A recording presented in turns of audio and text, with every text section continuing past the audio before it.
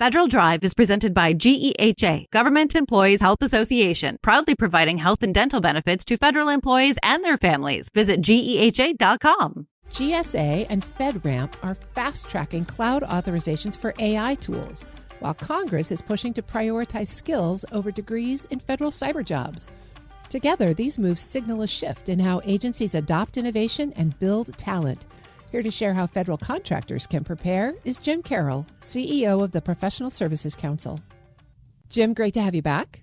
Thank you so much. It's always good to be on. Well, there's a lot of things happening in your world. Let's talk about first the new memo that came out at the end of August that talks about FedRAMP 20X.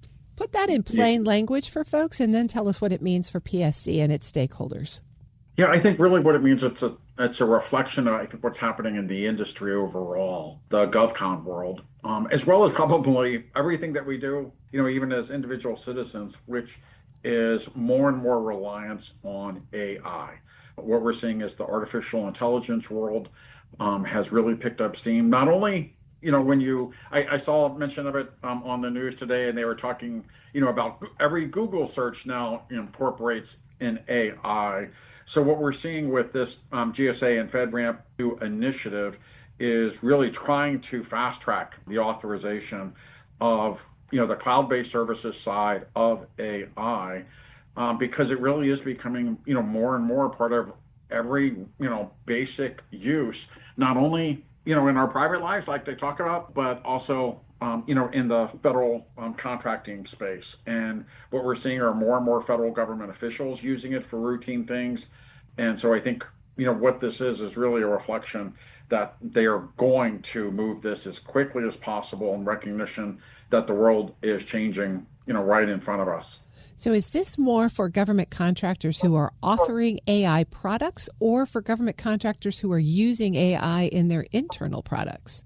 It's really, for AI-based cloud services who are able to use AI tools that not only allow them, but really allow federal workers to be able to access AI in a much faster space. And, there's certainly some challenges with AI. I think, and you're hearing some of the futurists, talk about, do we really understand AI enough to embrace it to the extent that we have? I don't think anyone really knows the answer to that, but we know it's out there, and there is this recognition that, there will be an ongoing routine federal use of AI. So let's, at least have the major players that are doing it the best authorized, to be able to provide this service. And so much is happening right now in the AI space. And I think it's the acronym. There's a lot of acronyms, I guess we're going to talk about today that are happening, but AI is an acronym that really is. And we did a poll and looked at our 400 member companies at PS Council, and I think it was 45 or 50% mentioned the use of AI on their homepage. And so I think there's just recognition that GSA, wants to be able to provide these solutions to the federal government workers. Do you see any risks or trade-offs in accelerating this approval versus adopting things that might not quite be ready for prime time? I think there's always that concern, as I mentioned, about some of the futurists that are looking at this and making sure that it's safe. We're hearing about it from the White House, and we're putting together, you've seen some public panels already, with the White House. We've been asked to bring our PSC members for a policy discussion and some of the legal issues around AI to the White House. And so we'll be bringing some members to the White House here in the next couple of weeks, be able to do that. And so I think there's concern that AI, the people who use AI are also double checking to make sure it's accurate, right? That's one of the concerns I think that people want to make sure is that there should not be an over-reliance or an exclusive reliance on AI tools. And we need to make sure that the solutions and the answers that our AI tools are giving us are actually accurate. One of the concerns, which I think goes into something we need to discuss that's happening this week, is cybersecurity, right? Is AI secure? Is the use of it going to, be able to safeguard, some of the really important national security work that we're doing? And how do we do that? I'm speaking with Jim Carroll. He's the CEO of the Professional Services Council. Well, let's stick in that tech vein and cybersecurity. There's a new bill in Congress that wants to shift cybersecurity hiring to more of a skills-based qualification than professional degrees. How does PSC think about that proposal? Yeah, I think it's a reflection of what's actually out there, that these new tools, we'll say in cybersecurity, is really based on an individual's ability to maneuver in this space as opposed, to just a degree. And being able to really focus on the ability of everyone, I think equals the playing field, right? It means more and more people are qualified to do this. When you take away I hate to say a barrier such as a degree, but it's a reflection, that there are other skill sets that people have learned, to be able, to actually do their work. And I can say this, having gotten a law degree many years ago, that you really sort of learn how to practice law, by doing it and by having a mentor, and doing it over the years, as opposed to, just having a law degree. I don't think it would be a good person to just go out and represent anyone on anything on the day after graduating from law school. You really need to learn how to apply it. And I think that's what this bipartisan bill is doing. And so, we're encouraging, more and more people being able to get into this because there's a greater and greater need, Terry. And so we're okay with this. So what might it mean then for the GovCon workforce? I think there's an opportunity here for the GovCon workspace and employees to be able to expand and really get some super talented people, to be able to work at these federal agencies. And so, which is a great plus, I think, for actually achieving the desired results that our GovCon members at PS Council are able to deliver, is we're going to get the best and brightest and bring those people in to give real solutions. So the bill calls for more transparency from OPM on education-related hiring policies. Does PSC have an idea of what kind of oversight they'd like to see about that practice? Yeah, we're looking into it now. We're talking to our members, and seeing what kind of oversight they have, representing 400 organizations, companies that do business with the federal government, and so many in this space of cybersecurity.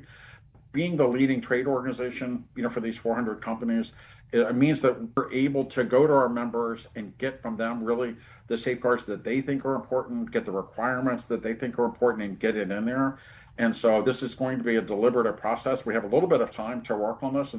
But we're excited about the potential. We really think this will be able to deliver great solutions, Terry. Well, speaking of cyber, there's a new memo out on the cybersecurity maturity model. What's your hot take there? Terry, how long has that been pending? I think 5 years. Yeah. I think it's 5 years is what I heard this morning. And so, this will provide 3 levels of certification and clarity for CMMC. We're looking at that now. This is obviously a critical issue, and we are starting a working group, and we're going to be able to provide resources to our members for this to make sure that these certifications, some of which are going to be very expensive for our members, depending on what type of certification that they want. So we're gearing up. We have been ready for this. Like I said, we started planning this for 5 years ago, right? So did you, Terry. And so we have 5 years of thought going into it, and we will be announcing and developing a website for our members to be able to have information on this, learn from this. We'll be conducting seminars for our members. And so now that CMMC, the other acronym, I think that I mentioned earlier, is finally here. It'll be implemented, I guess, in 60 days. And so we'll have some time, to use the skills that we have been developing over the last 5 years to give to our members. Any surprises for you in the final version? I know that PSC had quite a bit of input in the development. Yeah, not right now. I mean, we're sort of looking at it. Obviously, it just dropped, in the last 24 hours. And so nothing right now that has caught us off guard. And so we've been ready for this, and we're ready to educate our members on this. I've been speaking with Jim Carroll. He's the CEO of the Professional Services Council. Jim, thanks for joining me, as always. Oh, thank you, Terry. We'll post this interview at federalnewsnetwork.com/Federal Drive. Subscribe to the Federal Drive wherever you get your podcasts. What makes a great leader in government? Christine Harada joins WEPA CEO Shane Canfield to reflect on her journey from aerospace engineering to the White House. In this episode, she shares lessons on public-private collaboration, leading with purpose, and why service, not power, should guide leadership. Hello, and welcome to the Lessons in Leadership podcast. I'm your host, Shane Canfield, CEO of WEPA. Today, I'm joined by Christine Harada, former Senior Advisor at the Office of Federal Procurement Policy within the Office of Management and Budget. Ms. Harada, welcome, and thank you for joining me. Thank you so much for having me. You spent portions of your career working in both the public and the private sector. And from your experience, what makes leadership in the federal sector different than the private sector? At the highest level, leadership in the public sector is very fundamentally at its core mission-driven. Right? The work is in the service of the public good, and the goals and the programs are frequently long-term, they're systemic, and they're incredibly complex. And success, isn't necessarily measured by quarterly earnings. We don't have that kind of drumbeat, but certainly more by the lasting impact that we have on Americans' lives. What's also unique about public sector is, in my view, the profound sense of history that you feel. And I think certainly I was very aware about the work that I was doing and how it builds on the efforts of those who came before me, and that future generations of leaders also depend on the decisions that were being made today. And that, for me, certainly provided a greater weight of responsibility. That's a wonderful answer. And I was in the private sector for much of my career, and now WEPA is a nonprofit, and I really relate to what you said about being mission-driven rather than profit-driven. You've got a long-term view, and always at the core of it is serving others. Yes. Is there a moment that stands out to you from early in your career that influenced your leadership style later on? I started out my career as an aerospace engineer, building satellites and airplanes. And when I first entered the workforce, my organization at the time had 120 people. We were a large company, 120 people, 4 women, and I was the only woman of color. I was also the youngest throughout the entire organization. And so, I remember having an experience when I was doing some engineering work. We had a design review, and I had seen some issues with the flight software that I pointed out. At the time, they were like, maybe it's not really that big of a concern. I was like, but in my heart, I knew that the issue was real and stayed with it. And sure enough, a few weeks later, that topic came up again and we addressed it. Turns out my concern did indeed prove to be valid.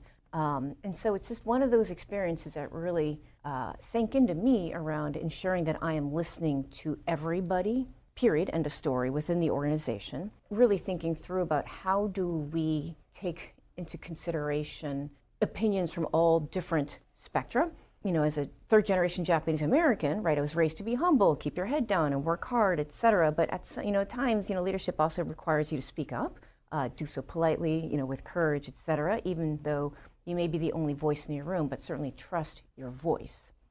It also really helped shape my belief around diversity. DEI programs right now are viewed in a negative light. We're all mosaics, and they become better because you have those different experiences. And that's really stayed with me throughout the entirety of my career. The diversity issue is a really big one. Coming from the insurance industry, that's an industry which is working on that. It's really a diversity of viewpoint and perspective and experiences that does influence your business. And more diverse employee bases absolutely helps. Was there a time in your federal career, perhaps when you were at OMB, that you faced what you consider a real challenge? And how did you overcome it? One moment that really stands out in particular was when I was serving as the Federal Chief Sustainability Officer during the Obama administration. We had set, like many administrations, had set some really ambitious goals, very, very, very ambitious goals around how do we think about making the federal government's operations much more sustainable. But the challenge wasn't so much about the scale or the technical capacity of the organization. A lot of it was really centered around the funding.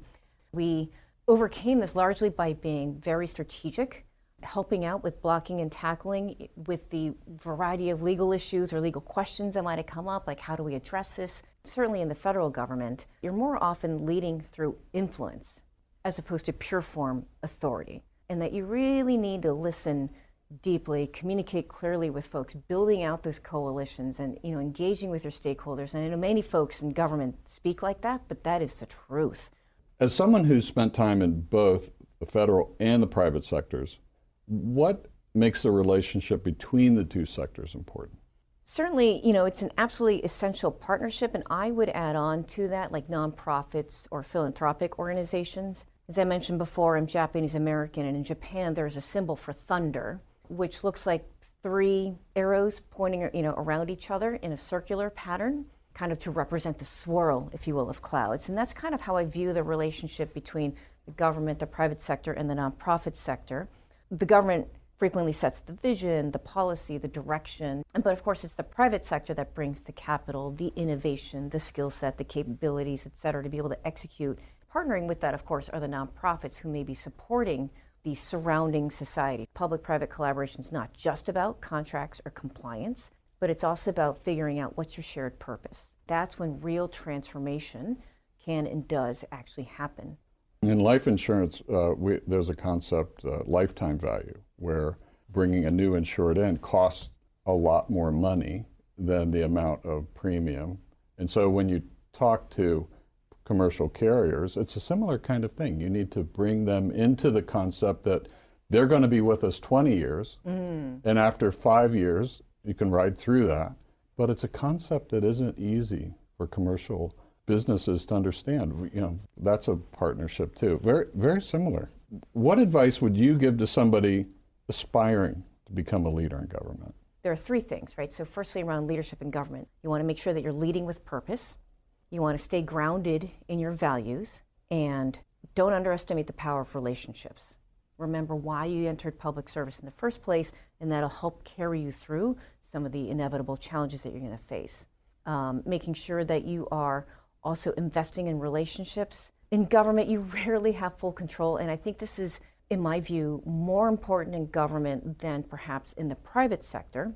You are frequently leading through influence. You are collaborating with very different parties who frequently have very different agendas than you do. And so building that trust, investing in building that trust and planting those seeds earlier and along the way in your career, I think is absolutely critical. And certainly last but not least, I would say, don't feel that you have to have it all figured out on day one. Absolutely stay open to the unexpected. Say yes to the opportunities that stretch you, and know that you can lead from wherever you are. It's not just about position or hierarchy. It's about the impact that you can have. What wonderful advice, especially in today's world, which is a little topsy-turvy. Who is one person, someone you know personally, or perhaps someone well-known, that's impacted your leadership style? The leaders that particularly stand out for me are Colin Powell, a woman named Carla Harris, who was a managing director in investment banking, and then last but not least would be my father. Starting with perhaps the more famous one, Colin Powell. I read his biography, loved his perspectives and the rules of leadership that have been particularly influential for me, right? So get mad, then get over it. Share the credit. Perpetual optimism, a force multiplier, things of that nature. And hearing his story was certainly very inspirational for me. And so I certainly very much look up to him and as a role model. The second person that I mentioned is a woman named Carla Harris. She's an African-American woman, became a managing director at an investment bank in the 80s, at a time when there were not that many women of color in investment banking in New York. And so she's published a book called Her Pearls of Wisdom. It's one of her trademarks. She always wore a pearl necklace, and she has pearls of wisdom around how can you be authentic and build relationships to be successful in super challenging environments. And she had a lot of guidance on the importance of finding sponsors and mentors. And certainly last but not least, my father is really my why for I do a lot of the work that I do in the public sector.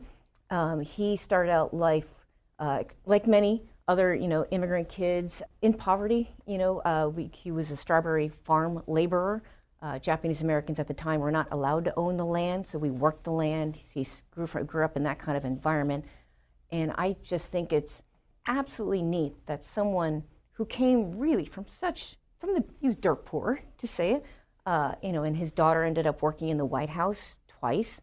Quite the American dream, and I would very much like to have that opportunity available for other people as well.